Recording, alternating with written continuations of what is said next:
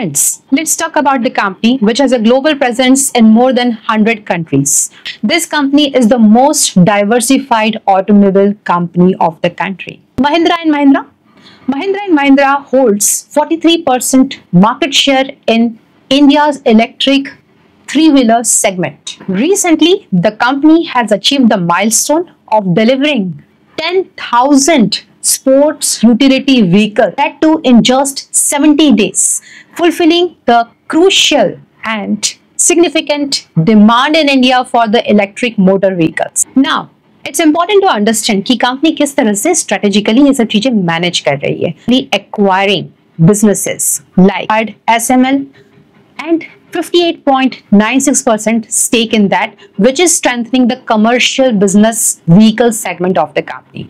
The synergies attained out of this are definitely helping the company in cost optimization, manufacturing and distribution of the vehicles. B, the company also doing strategic capex. For example, the company has set the budget of 12,000 crores for tech upgradation and manufacturing of Mahindra Electrics for FY 25-27.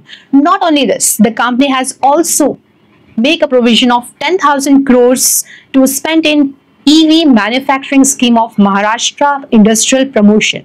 Now, with this, the company is very strategically focused towards expansion, performance, growth, and fulfilling the demand in the Indian market. But do you know what's the good news? The good news is that the industry PE and the company's PE are traveling at 29, which is something interesting for the investors. The stock is trading at 4.97 times of its book value.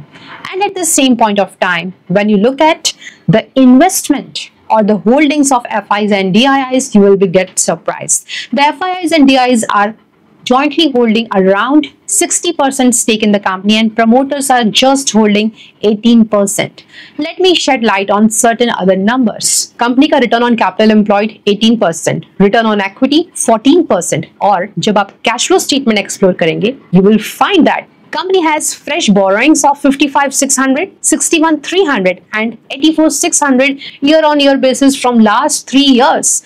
And you will be surprised to know that the investment sold by the company year on year looks like 46,200, 59,900 and 85,600 crores. Now, the big question is how to understand and interpret them for the sake of your financial decision making and investing skills. The answer is simple. Stay tuned in to ProCapitalist for more such video.